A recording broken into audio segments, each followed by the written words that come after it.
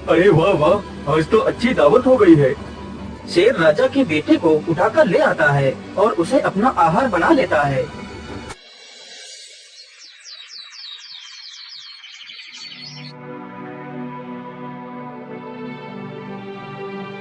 हाय हाय, मेरा बेटा कहाँ गया? मेरे बेटे को कोई चुरा कर ले गया है। महाराज, मेरे बेटे को ढूंढ लाइए, नहीं तो मैं भी अपने प्राण त्याग दूंगी। लेकिन महारानी जी, आखिर इस महल से बच्चे को कोई चुराकर कैसे ले जा सकता है?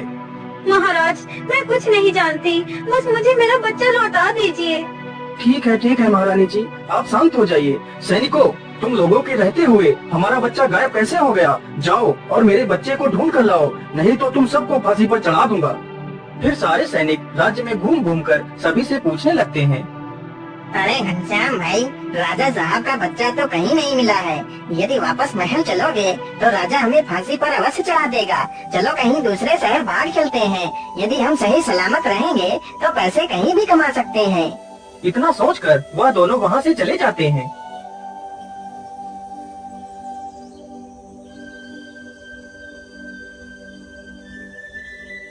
बाबा, आंखें खोलिए बाबा, हमारी मदद करिए बाबा। क्या बात है बेटा, कौन हो तुम और तुम्हें क्या मदद चाहिए? बाबा, मेरा नाम उन्नति राम है और मैं एक व्यापारी हूँ और यह मेरी पत्नी है। बाबा, मुझे ईश्वर ने सब कुछ दिया है, बस एक औलाद की ही कमी है। बाबा, आप ही मुझे कोई उपाय बता दीजिए जिससे मुझे संतान की प्राप्ति हो जाए। बेटा, उपाय तो है, लेकिन उपाय बहुत ही कठिन है। इसमें तुम्हारा बहुत नुकसान भी हो सकता है। बताइए बाबा, वह उपाय क्या है? मैं पुत्र प्राप्ति के लिए कोई भी नुकसान उठा सकता हूँ। तो सुनो बेटा, कल पूर्णमासी है। यदि तुम सूर्योदय से लेकर सूर्यास्त तक दान करो तो तुम्हें पुत्र की प्राप्ति अवश्य होगी।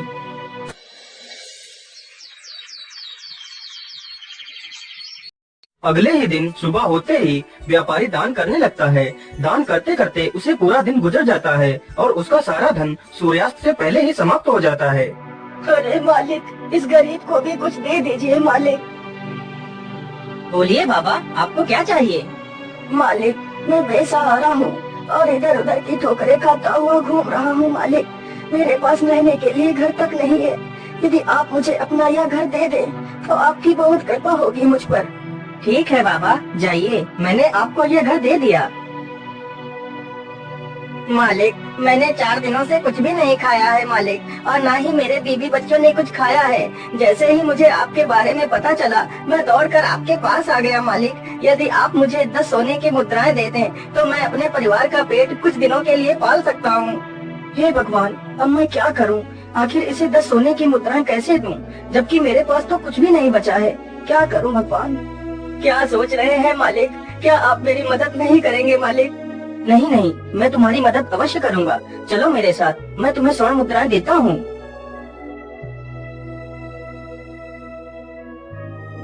फिर उन्नति राम एक सेठ के पास जाता है। सेठ जी, मुझे 10 स्वर्ण मुद्राएं दे दीजिए, मैं आपको ये मुद्राएं कल तक लौटा दूंगा। मैं तुम्हें 10 स्वर्ण मुद्राएं तो दे सकता हूँ, लेकिन उसके बदले तुम्हें मेरे पास कुछ गिरवी रखना पड़ेगा।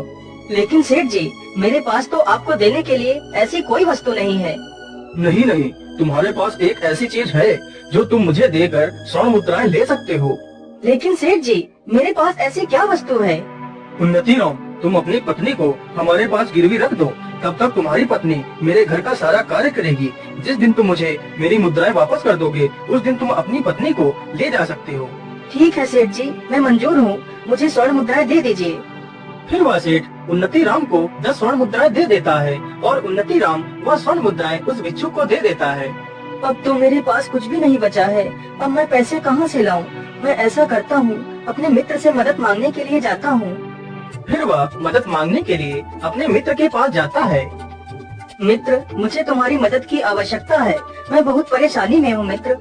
क्या बात है मित्र, तुम्हें किस बात की परेशानी है, बताओ मुझे। फिर उन्नति राम अपने मित्र को पूरी कहानी सुनाता है। अब मैं क्या करूं मित्र, तुम ही मेरी आखिरी उम्मीद हो, मेरी मदद करो मित्र। लेकिन मित्र, मैं तुम्हारी मदद नहीं कर सकता। इस बार व्यापार में बहुत ज्यादा घाटा हो गया है, जिसके कारण इस समय मेरे पास एक पैसा भी नहीं है। उसका मित्र भी उसकी मदद करने से इनकार कर देता है, तो उन्नति राम बहुत ही दुखी हो जाता है और वहाँ से वापस चल देता है।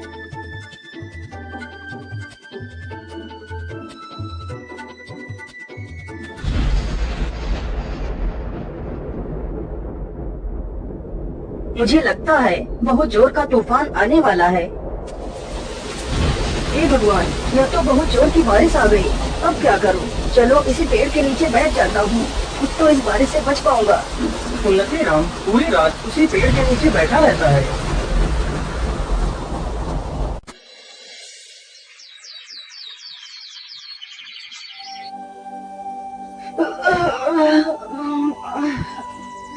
अरे सुबह तो हो गई, चलो चलता हूँ। उन्नति राम चलते चलते बहुत थक जाता है और उसे बहुत जोर की प्यास भी लगती है। अरे मैं तो चलते चलते बहुत थक गया हूँ और मुझे बहुत जोर की प्यास भी लगी है। मुझे लगता है वहाँ पर कोई कुआं है, चलो चलकर देखता हूँ। उन्नति राम कुएं के पास जाता है। उसी कुएं में रात के भयानक तूफान में फंसकर एक शेर और एक बंदर तथा सर्प और एक सोनार उसी कुएं में गिर जाते हैं। उन्नति राम जैसे ही अपना घड़ा डालता है तभी शेर रस्सी को पकड़ लेता है। कौन है? कुएं के अंदर कौन है? किसने मेरे घड़े को पकड़ लिया है? छोड़ दो मेरा घड़ा। अरे मुसाफिर, मैं एक शेर हूँ। मैं रात के तूफान में इस कुएं में गिर गया था। यदि तुम मुझे बाहर निकाल लो तो तुम मुझसे जो भी मांगोगे मैं तुम्हें दे दूंगा। अरे नहीं नहीं शेर भाई, मैं तुम्हें बाहर नहीं निकाल सकता। कहीं तुम बाहर आकर मुझे खा गए तो? नहीं नहीं मुसाफिर, मैं तुम्हें खाऊंगा नहीं। कृपया कर मुझे इस कुएं से बाहर निकाल लीजिए। फिर उन्नति राम उस शेर को बाहर निकाल लेता है। हे मुसाफिर, मेरी जान बचाने के लिए मैं तुम्हारा बहुत बहुत धन्यवाद करता हूँ। मैं यहीं पास की गुफा में ही रहता हूँ। यदि तुम्हें कभी भी किसी प्रकार की मदद की आवश्यकता हो तो मेरे पास अवश्य आना। इतना कहकर शेर वहाँ से चला जाता है। उन्नति राम फिर से अपना पानी का घड़ा कुएं में लटकाता है तो इस बार सर्प रस्सी को पकड़ लेता है। अरे अरे, कौन है कुएं के अंदर जिसने मेरा फिर से घड़ा पकड़ लिया है?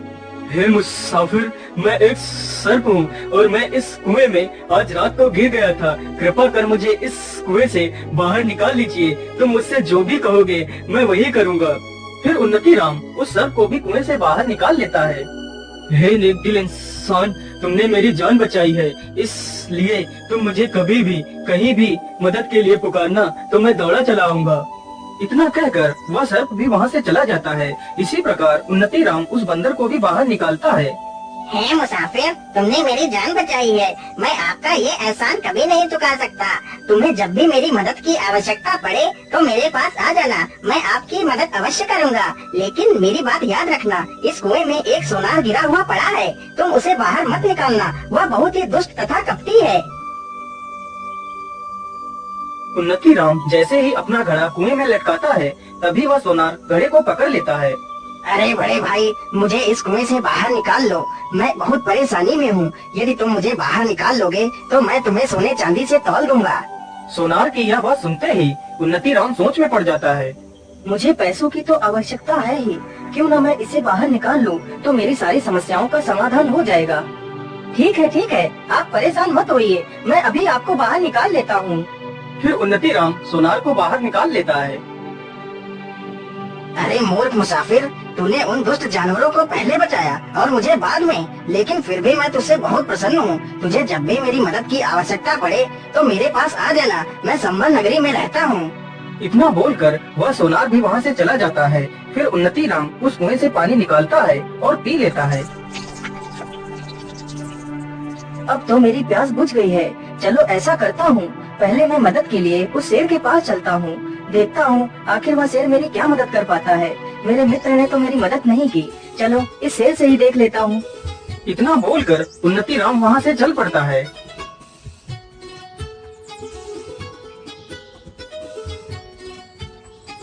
आइए आइए मुसाफिर, तुम्हारा स्वागत है। बोलिए, तुम्हारा यहाँ आना कैसे हुआ? शेर तुरंत ही गुफा के अंदर जाता है और 2 सोने के कंगन लेकर आता है।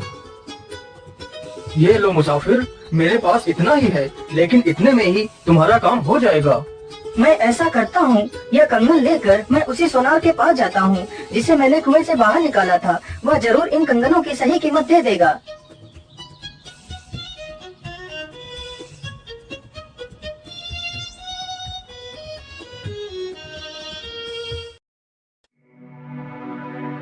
अरे बोलिए भाई, तुम्हारा यहाँ आना कैसे हुआ? अरे भाई, मैं ये कंगन बेचने के लिए आया हूँ। फिर वह सोनार उन कंगनों को ध्यान से देखता है।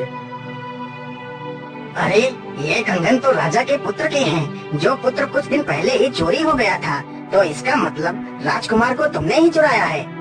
नहीं नहीं सोनार भाई, मैं चोर नहीं हूँ। यह कंगन तो मुझे उस शेर ने दिए है जिसकी मैंने कुएं से जान बचाई थी। तुम झूठ बोल रहे हो। चलो राजा के पास, वहीं पर फैसला होगा।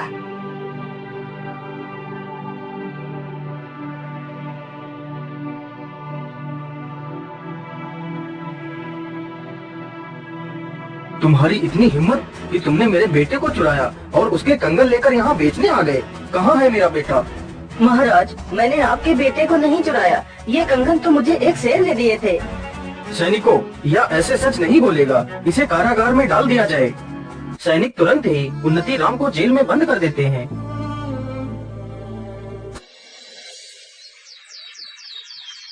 हे भगवान, ये कैसी मुसीबत में फंस गया हूँ। क्या करूँ, कैसे निकलूँ इस जेल से।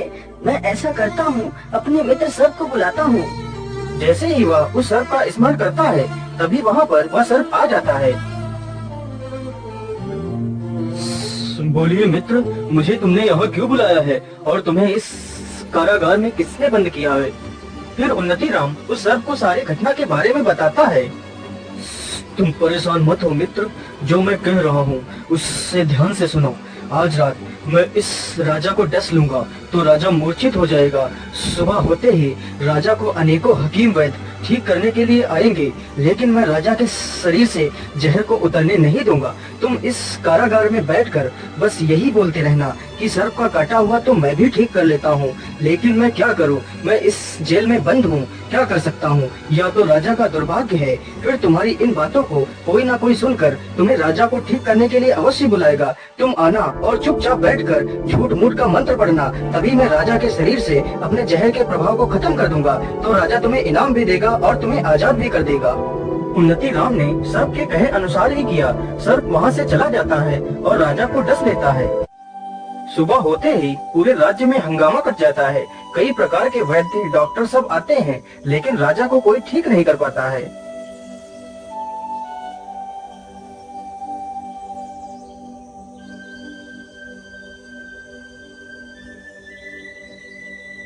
क्या बताऊं, मुझे तो राजा ने इस काल कोठरी में बंद कर रखा है। नहीं तो सांप का काटा हुआ मैं 2 मंत्र फूंकते ही ठीक कर देता हूँ, लेकिन क्या करूँ, यह तो राजा का दुर्भाग्य है कि मैं इस जेल में बंद हूँ। उन्नति राम की ये सारी बातें रानी की दासी सुन लेती है। महारानी जी, राजा साहब ने जिसे जेल में बंद कर रखा है वह सर्प का काटा हुआ ठीक कर लेता है। मैंने अपने कानों से सुना है। सैनिकों, जाओ और उस कैदी को मेरे पास लेकर आओ। महारानी जी, क्या बात है, आपने हमें क्यों बुलाया है? मैंने तुम्हारे बारे में सुना है कि तुम सर्प से डसे हुए इंसान को ठीक कर लेते हो। हाँ महारानी जी, मैं ठीक कर लेता हूँ। मैं तुमसे प्रार्थना करती हूँ, तुम मेरे पति को बचा लो। मैं तुम्हें अपना आधा राज्य दे दूंगी और तुम्हें आजाद भी कर दूंगी।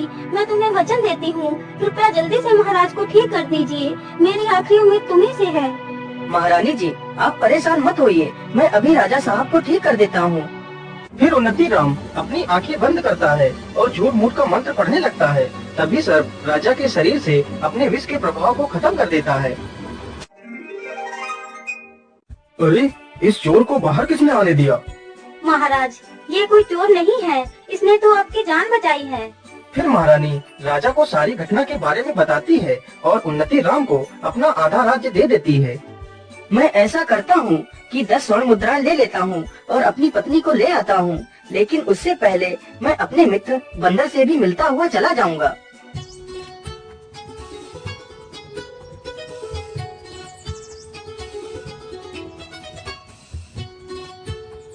आइए मित्र, तुम्हारा स्वागत है। बड़े दिनों के बाद आए हो मित्र। मैं तो तुम्हारी ही प्रतीक्षा कर रहा था। बोलो मित्र, तुम्हें क्या चाहिए? मित्र, मुझे कुछ नहीं चाहिए, बस मेरा मन किया तो मैं तुमसे मिलने चला आया। अरे मित्र, तुमने मेरा जीवन बचाया था, इसलिए मैं तुमसे बहुत खुश हूँ और मैं तुम्हें कुछ देना भी चाहता हूँ। फिर बंदर 2 फल लेकर आता है। ये लो मित्र, ये इच्छा पूर्ति फल है जो मुझे भगवान शिव ने दिए थे। इस फल से तुम अपनी इच्छा बताकर जिसे भी खिला दोगे तो तुम्हारी इच्छा पूरी हो जाएगी। ये सुनकर उन्नति राम बहुत प्रसन्न हो जाता है और फल लेकर वहाँ से सीधे सेठ के पास पहुँच जाता है। ये लीजिए सेठ जी अपनी 10 स्वर्ण मुद्राएं। हे इच्छा पूर्ति फल, तुम इस सेठ को एक मुर्गी बना दो। सेठ जी, आज मैं अपनी पत्नी को वापस पाकर बहुत खुश हूँ और इसी खुशी में मैं आपका मुंह मीठा कराना चाहता हूँ। ये लीजिए फल खाइए। हाँ हाँ, क्यों नहीं, लाइए मुझे फल दीजिए। सेठ जैसे ही वह फल खाता है वह एक मुर्गी बन जाता है। हे इच्छा पूर्ति फल, मुझे मेरी पत्नी से एक सुंदर सा पुत्र चाहिए। ये लो चंद्रप्रभा, तुम इस फल को खा लो। जैसे ही चंद्रप्रभा उस इच्छा पूर्ति फल को खाती है,